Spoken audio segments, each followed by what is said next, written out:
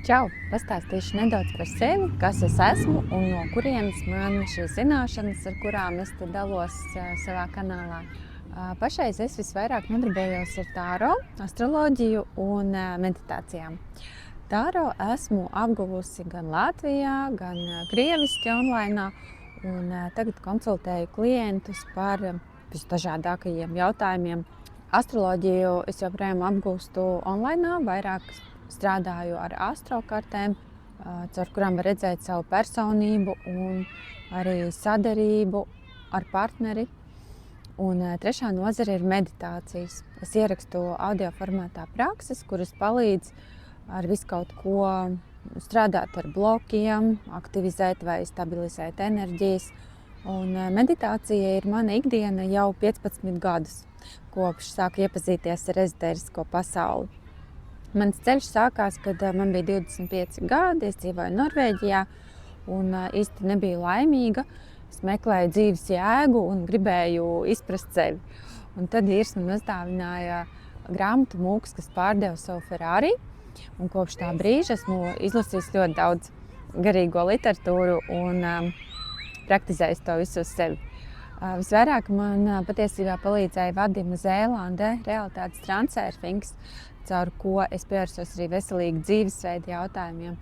Izmēģināju visdažādākos uzturus. Biju gan veģetāriete, gan vegāne, gan vienu gadu 100% svaigēdāja.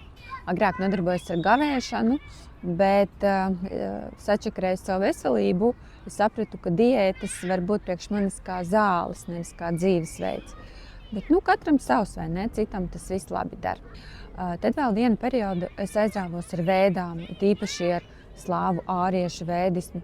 Bet arī tajā es nesaskatīju pilnību, jo, manuprāt, šīs zināšanas vairs nav tik aktuālas mūsdienās. Pēdējos gadus manai attīstībai ir palīdzējušas channelinga prakses. Esmu izgājusi ļoti daudz enerģētiskos kursus, kas palīdzēja attīstīt dažādas spējas un celt vibrācijas un spēt ievirzīt dzīvi man vajadzīgajā gultnē. Esmu ļoti daudz strādājis pie savas pašattīstības. Principā garīgums ir mana ikdiena, bet tajā pašā laikā es esmu normāls cilvēks. Man ir darbs, es strādāju puslodzē par norvēģu valodas pasniedzēju bankā. Man ir meita un vīrs un kaķis, laba mašīna un labs dzīvoklis.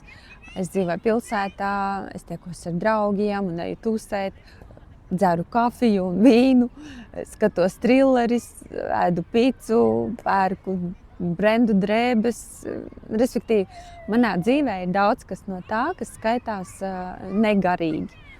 Es uzskatu, ka garīgums ir pieejams jebkuram cilvēkam, ka meditācijas un dievišķās enerģijas mierīgi var savienot ar parasto dzīvi. Tāpēc labi saprotu normālu cilvēku problēmas un izaicinājumus. Bet es esmu dzīvojusi arī pilnīgi pretēji. Pēc dzīves Norvēģijā un gadu ilgas ceļošanas pa pasauli mēs ar vīru pārcēlāmies uz dziļiem laukiem Latvijā. Un bijām fanātiski ezotēriķi, var teikt. Gribējām dzīvot prom no sistēmas, būt brīvi no matricas.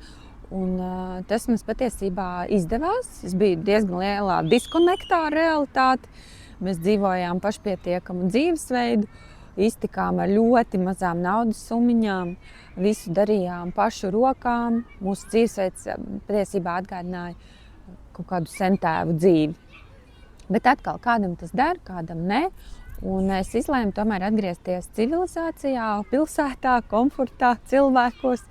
Bet manam pirmajam vīram lauku dzīvesveids savukārt der. Un tagad es jau 6 gadus, kā esmu atpakaļ Rīgā, esmu nesen otrais apprecējusies un turpinu eksperimentēt ar savu dzīvi. Mēs ar otro vīru ļoti daudz ceļojam.